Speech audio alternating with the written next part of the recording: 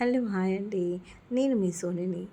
నేను బాగున్నాను. మీరెలా అందరూ బాగున్నారని చెప్పేసి నేను అనుకుంటున్నాను.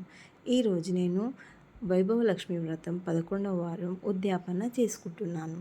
అది మీతో షేర్ చేసుకుందామని చెప్పేసి ఒక చిన్న వీడియో తీశానన్నమాట.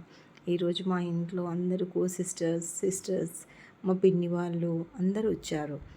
సో అందరం కలిసేసి బుక్ చదువుకుంటూ అమ్మవారి కథ ఏంటో, తను షీల వాళ్ళ భర్త ఏ విధంగా కష్టపడిందో ఆ బుక్లో స్టోరీ చదువుకుంటూ అందరికీ వాయినాలు రెడీ చేసి పెట్టి చూస్తున్నారు కదా, అన్నీ ముంగట పెట్టేసుకొని ప్రసాదాలు మనం కోరుకున్నట్టుగా ఏ విధంగా అయితే అనుకుంటామో 9 విధాలైతే 9 రకాలు, 5 రకాలైతే 5 రకాలు అలాంటి ప్రసాదాలు అని చేసేసి అమ్మవారికి నైవేద్యంగా పెట్టేసి మనము ఎర్ర వస్త్రాలతోనే ఉండాలన్నమాట. అమ్మవారికి వైభవలక్ష్మి వ్రతం చేసేటప్పుడు మనం మొదటి వారం ఎప్పుడైతే కోరుకొని ఒక ముడుపు అనేది కట్టేసుకొని ఉంటామో, ఏ కోరిక అయితే కోరుకొని ఇన్ని వారాలు చేసుకుంటామని అనుకుంటామో ఆ ముడుపు తీసి పెట్టాలన్నమాట.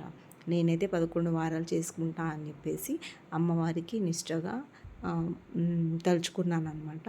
సో ఏ ఆకంఠం లేకుండా నాకు చాలా మంచిగా హాయిగా తను ఎవ్రీ ఫ్రైడే ఈవినింగ్ చేసుకున్నప్పుడల్లా నా చాలా ప్రశాంతంగా అనిపించేది. మా ఇంట్లో వైబ్ కూడా అలాగే ఎందుకో చాలా మంచిగా అనిపించేదన్నమాట.